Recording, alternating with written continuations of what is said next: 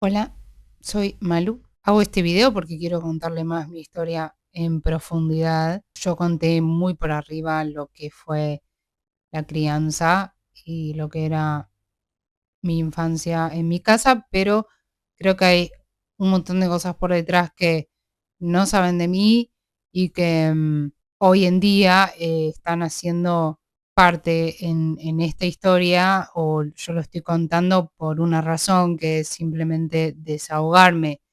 Yo ya soy una persona que se fue de la casa de mis padres a los 18 años. Siempre, siempre, siempre estuve con la mente positiva luego de que salí de mi casa, porque durante mi infancia mi mente estaba muy aturdida por los abusos verbales, por las agresiones físicas, por la falta de empatía de mis padres, por, porque mi mamá no me escuchaba, porque pasaban un montón de cosas que yo no podía hablar y no podían salir de mi garganta.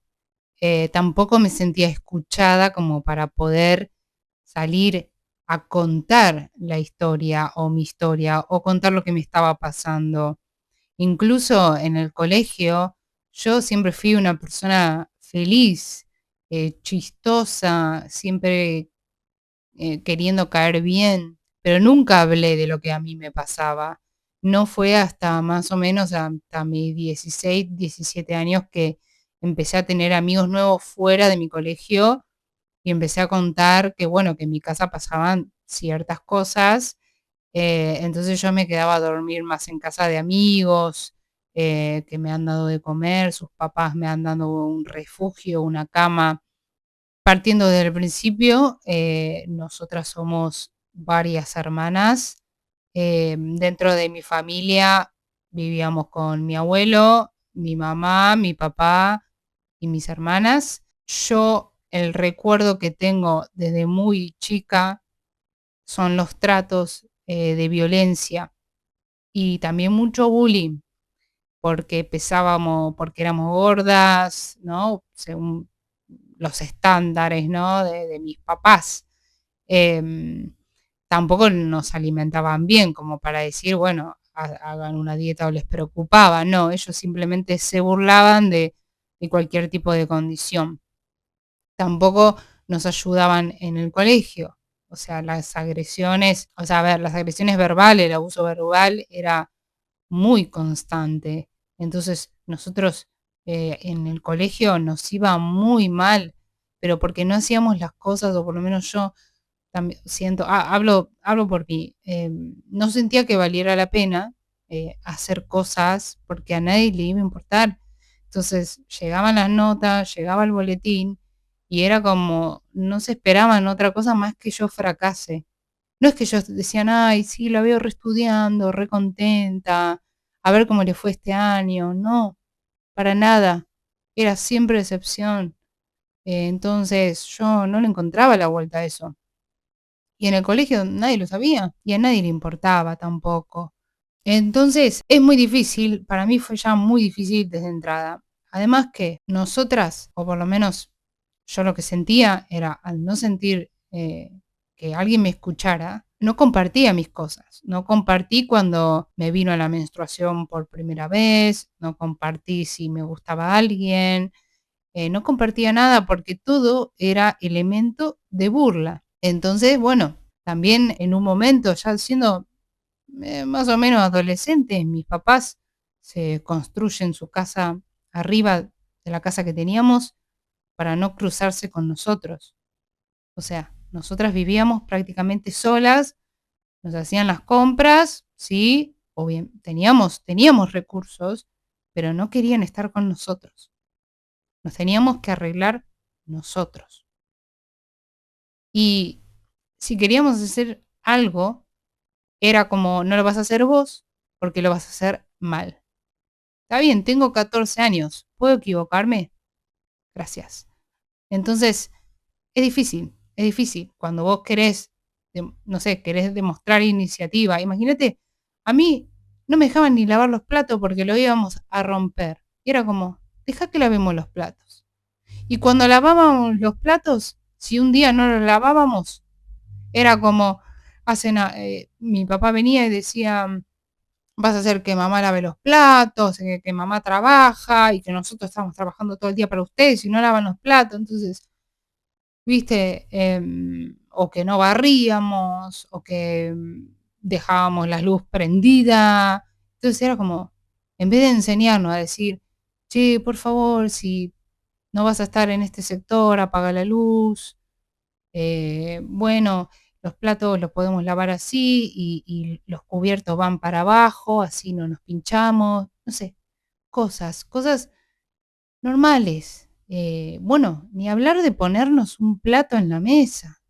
Era, era como mis primeros recuerdos eran comer en el piso al lado del perro. Porque mi mamá, la verdad que trabajaba todo el día, pero trabajaba más por sus viajes y para comprarse su pilcha, porque no aportaba nada en la casa. Yo esto me di cuenta mucho tiempo después. El único que aportaba era mi papá que mantenía y mi abuelo. Mi abuelo vivía en un departamento en el fondo. Nos mandaba a hacer las compras y por ahí nos daba algunos pesitos para comprarlo alguna Coca-Cola, lo que sea. Pero bueno, al separarnos después y ellos se construyen arriba su propia casa, ya después no podíamos entrar a saludar a mi mamá, ¿viste? Por ahí llegaba del trabajo, lo que sea, o terminaba de trabajar y no podíamos hablar. Era tocar la puerta a ver si podíamos ver a mi mamá. A mi papá lo veíamos siempre porque estaba todo el día dándonos con un caño. Y si, por ejemplo, mi papá estaba mirando la tele, ¿no? En su living, con su propia heladera, su propia cocina, sus cosas. Y nos escuchaba entrar, abrir la puerta, le decíamos hola y nos íbamos a la habitación, que mi mamá siempre estaba en la habitación, siempre en la cama. Queríamos hablar con ella, contarles algo, lo que sea, y mi papá se quedaba, literal, se levantaba de lo que estaba haciendo y se sentaba al lado de la cama para ver qué le contábamos nosotras, a ver si le contábamos lo que él nos hacía, abusos verbales, agresiones físicas. Mm, el tipo nos hacía esas cosas. Tengo fotos, tengo pruebas, la verdad que no me interesa eh, por ahora mostrar nada, simplemente estoy contando lo que pasaba. Era un tipo muy controlador, pero ojo, a mi mamá mi papá le hacía de comer, le llevaba el desayuno a la cama, la trataba como una reina, y a nosotras como perros. Ni hablar de que, bueno, no sé, tengo, les cuento mis recuerdos. Mi papá pintando una pared con humedad porque, no sé, se filtró agua, lo que sea, y un amigo de él cebándole mates, y ese amigo diciéndole, ¿por qué pintas arriba de esta humedad si sabes que se va a volver a llenar de humedad? Y la respuesta de mi papá, ¿cuál era? Nah, si total es para las chicas. No le interesaba ni cuidar su propia casa. Nosotras, a lo mejor se nos caía el techo encima, porque ellos tenían una casa arriba y la cuidaban. Todos los arreglos era para su casa. Mientras abajo nos podíamos estar matando. Bueno, una vuelta conviví con meses en mi cuarto con una rata. Y yo le decía a mi papá, bueno, era una laucha. Hay una laucha, había caca de laucha por todo mi cuarto. Que mi cuarto a su vez era un pasillo, porque abrieron todas las habitaciones que había, la convirtieron en un pasillo. Y el castigo, que porque yo no estudiaba o no me iba bien, era dormir en un pasillo. Entonces, ya mi viejo a la mañana estábamos durmiendo, si eran 7 de la mañana, 6 de la mañana, lo que sea, abría la puerta, pasaba, dejaba todo abierto. Mi pieza estaba, o sea, el pasillo estaba al lado de la cocina, se ponía a cocinar, prendía la tele, lo que sea, nada de cerrar la puerta, nada de pasar despacio para que no nos despertemos, nada de eso, nada de eso. Entonces, ya desde que te levantabas, hasta que te acostabas era violencia. Para mis 15, mi abuela había juntado plata para nuestros para tener una fiesta de 15. Nosotros no vimos esa plata, ni tampoco tuvimos una fiesta. Pero dije, quiero una computadora, quiero hacer algo, quiero navegar en internet, quiero agarrar el Photoshop, quiero jugar en el Paint, jugar un jueguito, lo que sea. Pedimos una computadora, por suerte me la regalaron y eso nos permitía, no sé, estudiar, trabajar, hacer otra cosa. Pero ¿qué pasaba? Estábamos en la computadora haciendo algo, no sé, trabajando algo en el Photoshop, no importa qué, no importa si era una tontería o no. Te levantabas para ir al baño, hacerte una chocolatada o lo que sea, volvías y la compu estaba apagada, ¿sí? Porque él era un tipo que si estaba ahí y vos no estabas, tenía que apagarte la compu. Perdías todo el trabajo que estaba haciendo. Y no es que te la apagaba y te ponía a apagar de apagar y cerrar los proyectos. No, no, directamente el desenchufe. O sea que te puede romper hasta la computadora. Imagínate lo agresivo que para mí era eso. Otras cosas que pasaban también, que me dirán qué tontería. Bueno, la televisión, no podíamos verla, porque cuando a él se le chiflaba el moño, desconectaba el cable y lo desconectaba y por ahí no teníamos televisión por días. O sea, en un momento lo agarré, yo decía, no puede ser que no tengamos televisión. Y él decía que era porque no andaba, viste, que a veces se caía. No, era él mismo. Y nosotras era como, bueno, ¿cómo nos divertimos? No sé, ¿qué hacemos? Salíamos a la calle, por ahí andábamos en bici, lo que sea, pero está lloviendo, querés ver una película y no podías. Y además te mentía. Cuando empezamos a tener internet, lo mismo. Desconectaba el cable para que nosotras no pudiéramos tener acceso a internet. Por eso yo me divertía jugando con el Paint. Y hacía videos con el Paint y lo pasaba, no sé, al Movie Maker y hacía mis videos dibujando a mano, con tal de pasar el tiempo, aprender. Siempre fui autodidacta. Mi mamá no participaba en la crianza. Ella solo trabajaba para ella, como ya conté.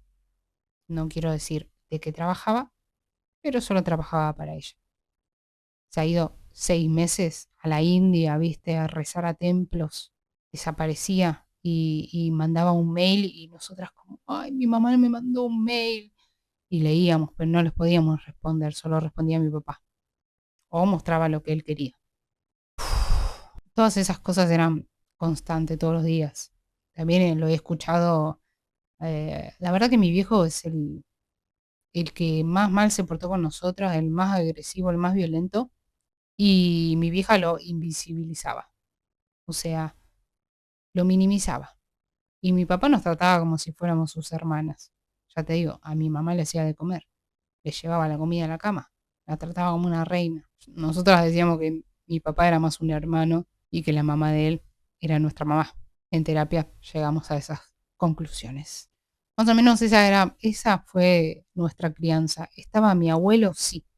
Estaba mi abuelo, a veces nos distraíamos y nos llevaba a hacer alguna otra cosa. Nos llevaba a visitar a nuestros primos. Cuando fui creciendo, mi mamá empezó, o ya desde chicas, entiendo, con mis hermanas nosotras no nos queríamos, no teníamos relación. ¿Por qué? Porque mi mamá agarraba y decía, tu hermana hizo tal cosa, dijo esto de vos. Y iba la otra y le decía, no, tu hermana dijo esto de vos. Entonces se armaba un círculo de pelea constante. Entonces nosotras vivíamos todas juntas, abajo, en una misma casa, y nos matábamos. Pero porque nuestra propia madre nos llenaba la cabeza en contra de nosotras. Y después teníamos a mi papá que nos decía lo inútil que éramos, lo fracasamos que éramos. Una locura, una locura. Pero yo esto lo entendí con mucho tiempo después. Y mi mamá también nos decía que odiaba a mi papá. Nos llenaba la cabeza también en contra de mi papá. Entonces, no solo que mi papá nos trataba como nos trataba, sino que nosotros no le llamábamos papá. Nunca le llamábamos, nunca le llamábamos papá. Siempre fue el nombre, su nombre. Porque no lo queríamos, no lo sentíamos como papá. Y además mi mamá en contra de él a sus espaldas. Y así mantenía que cada uno de nosotras estuviéramos separadas. Una locura. Cuando pasó un momento, quiebre, que mi papá engaña a mi mamá se lo toma para ya saben cómo. Entonces mi papá hizo un grupo de WhatsApp con mis hermanas. Básicamente escribió un testamento para cada una. No me acuerdo exactamente qué decía, pero en mi parte que me hablaba a mí me decía, Malu, yo sé que vos nunca me quisiste y probablemente esta sea la última vez que hablemos. Yo tipo, pero sos mi papá, ¿qué vas a hacer? ¿Vas a desaparecer? O sea, él nos contaba que había como pseudo engañado a mi mamá y que estaba muy arrepentido. Solo le importaba a mi mamá. Y entonces él planeaba borrarse.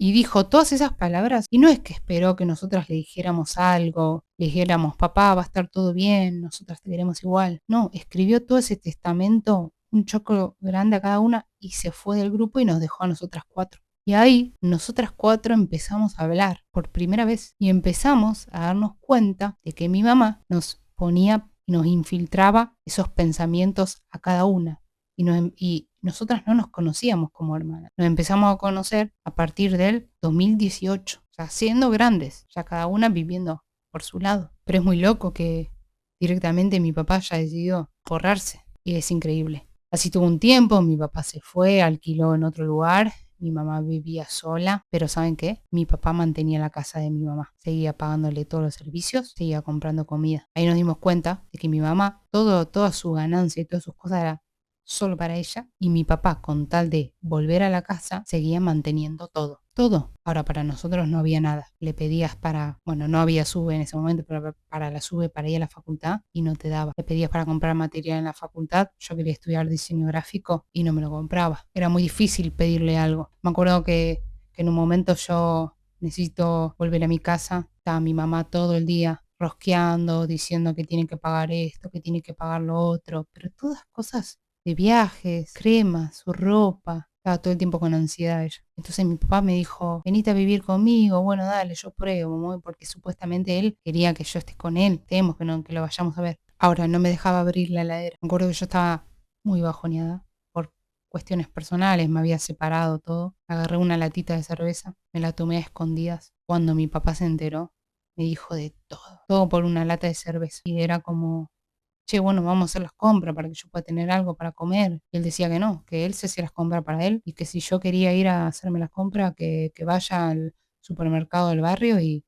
pida fiado y después él iba y pasaba a pagar. En vez de querer ir conmigo a hacer las compras, como un papá normal. Así que fue muy difícil, todo fue muy difícil. Todo fue muy difícil, no nos iba bien en el colegio. Lo peor de todo es haber estado en una casa con mucha violencia y que no te hayan escuchado nunca. Pero quiero terminar acá. Esto es una parte rápida, resumida de mi vida. Soy una persona que siempre miro para adelante. Si hoy en día lo cuento es porque me siento bien para contarlo y estoy sanando todo esto. Y ya estoy con una medicación, ya me estoy tratando para esto. Y contacto cero con mis papás, que hoy en día no tiene sentido que sigan formando parte de mi vida. No tengo nada más para decir. Gracias por escuchar hasta acá. Por favor, si te gustó, por favor no te olvides de darle un like o suscribirte. Sería un gran apoyo para mí, para que pueda seguir contando y para que pueda seguir, no sé, entreteniéndome con algo y distraerme de todo esto que tanto me pesa, ¿no? Que es tratar de sacar estos pensamientos de caca de mi cerebro, de que no sirvo para nada, de que nadie me va a querer, que lo que sea, no importa. Quiero empezar distinto. Y capaz hay alguien ahí que le sirve esta información y capaz me sirve mucho que me cuenten. Si a ustedes les pasó algo parecido, si conocen a alguien, si tienen a alguien de la familia, si necesitan hablar con alguien, yo estoy acá, estoy acá. Les mando un abrazo